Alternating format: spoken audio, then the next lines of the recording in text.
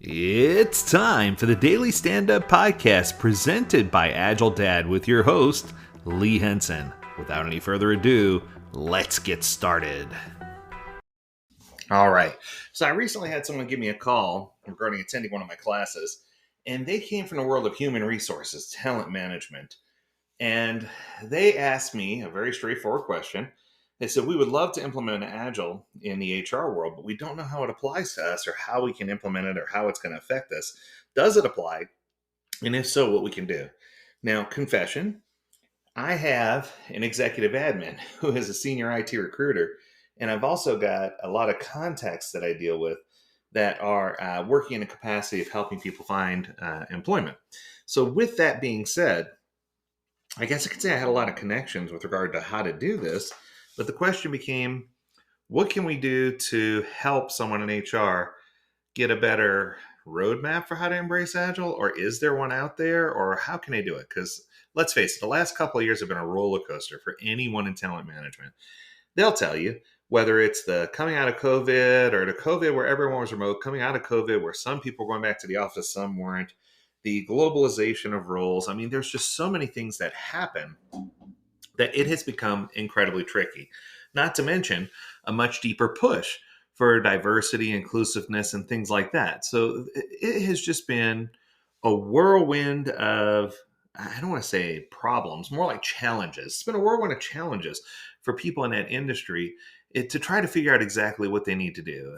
To put it easily, I might say it's just been a tricky dance for them to figure out hybrid work setups, keeping up with all the latest tech trends, figuring out how people are applying for jobs, and who to pay attention to, because there's a whole lot of noise out there. So it's not just me. So according to a study that was done, I want to say it was by McKinsey back in October of 2022, so a year ago, they tried to establish a link between agility and organizational resilience. And the study said that agile organizations are inherently more resilient. It allows them to have more dynamic decision making, and they're able to better adapt to navigating complexities in today's business landscape. So, if that's true, which it is, then then I think we're onto something here with regard to human resources. Marketing has already embraced this. Human resources should be just as easy to jump in and get a piece of the pie. So, let's take a look at three items. So, I want to talk about three reasons that are most crucial for human resources organizations to consider business agility and to move in that direction. So, coming at number one is specialized roles or silos are resulting in sequential processes and longer decision making cycles. So, most organizations that have adopted more of a classic hiring mindset, right? If they're focused on traditional service delivery practices, they have very distinct roles and silos for every function. Uh, and the thing is, it leads to people having specialization, to failure of distribution of skill sets, to you name it. It just creates an environment where there's no cross pollination, no cross functionality. People tend to become keepers of their kingdoms, and it creates this need of heavy dependencies to manage work instead of a need for collaboration. So if you turn this around and say, hey, what can Agile do? Agile can allow you to create an organization with fewer hierarchical needs. So it's a smaller, I guess, flatter hierarchy.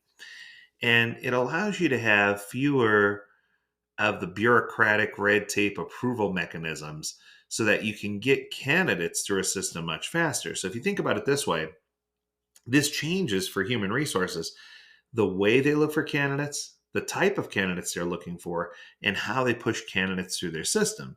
So if you are practicing a more agile way, you'll find that the hiring process becomes more fluid, that you'll have fluidity in how you scope candidates, how those candidates are pre-screened and selected, and how you go through the decision-making process. Where organizations that aren't using Agile as part of their human resources or talent growth, they're still in that traditional mode of struggling, beating the pavement, trying to find exactly the right candidate that they're looking for, which is rather interesting. All right, so let's go to number two. Number two is focus on specialization over cross-functionality, hinders team empowerment. So if you're totally focused on specialists to do everything, if you have a team of all subject matter experts, it reminds me of one of the most recent NBA dream teams that went on to play in the Olympics, the Summer Olympics. I don't know if you remember, but it was a team filled with superstars and they couldn't win a game. And it was great frustration. And part of it was that every single person felt like they were the prima donna, the specialist, the subject matter expert. And while that's an asset to a team, if the team hovers around and supports and lifts up that subject matter expert, and that subject matter expert freely distributes love and what they know and knowledge, light, and love to the team, in many organizations, it doesn't happen that way.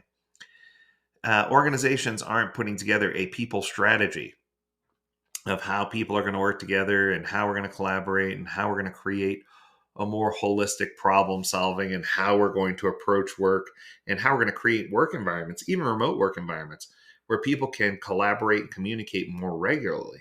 And I think that this is just leading the people not being trained to do a job or only one person knowing how to do things.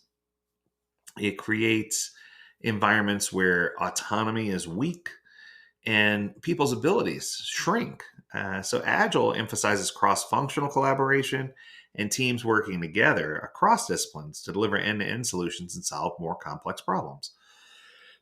So if you look at it from that perspective, Agile teams are empowered at the operational level to make decisions and drive improvement instead of constantly riding on that HR roller coaster. Yes?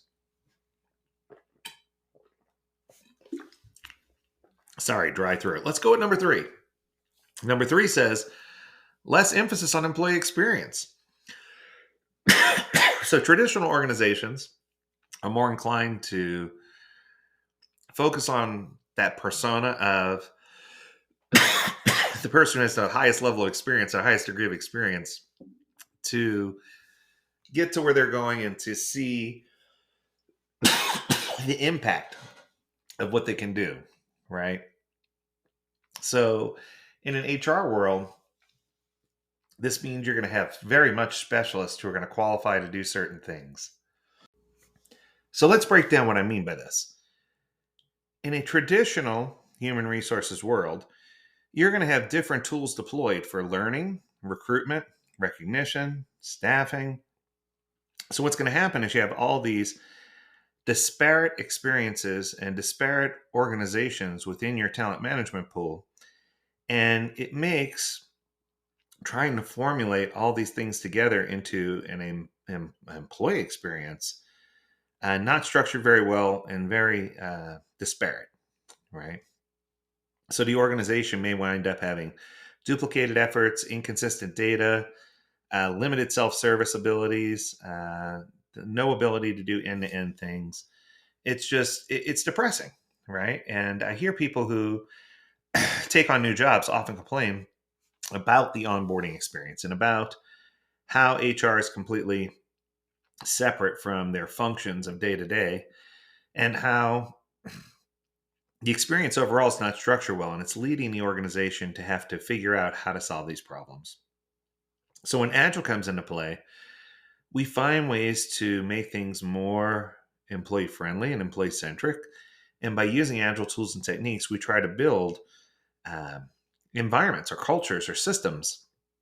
I'm going to call it an ecosystem that's more cross-functional, transparent, and iterative that allows for all these things to happen seamlessly. So that whether someone's looking for benefits or whether you're trying to hire another person or whether there's a recognition portal, all these things kind of meld together so that you can have a focus on individuals and interactions over processes and tools. Because we want to make sure if we can't keep the people happy, how are we going to keep anybody else happy? And I'll close with this thought. And this is a timely human resources thought. And it was something that happened with regard to Richard Branson. So I want to share this story with you. So Richard was going through the throes of trying to decide whether to keep Virgin America Airlines active or get rid of it. And as we all know, he ended up losing it. But when he was trying to figure out a way to save it, he brought in a high-power consulting group to take a look at some of the things and see if there was any way that they could trim some expenses or cut some costs and maintain the airline. And those consultants were quick to find exactly where they needed to do some trimming. So they brought Richard in and they were like, great news. We have everything that we need here, all the evidence.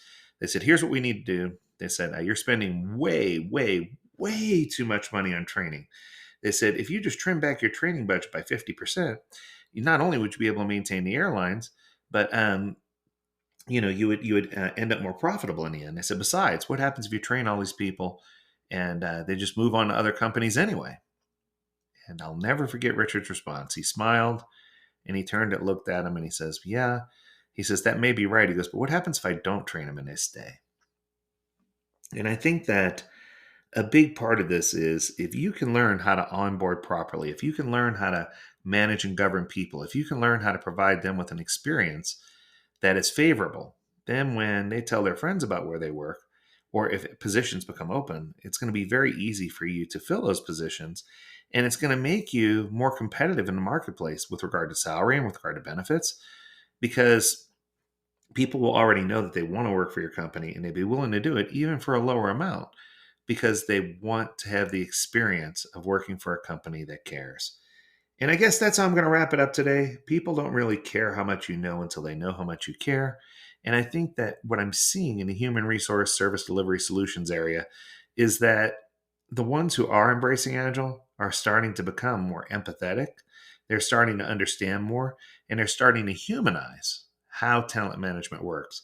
And I just think that's an amazing thing. That's going to do it for today.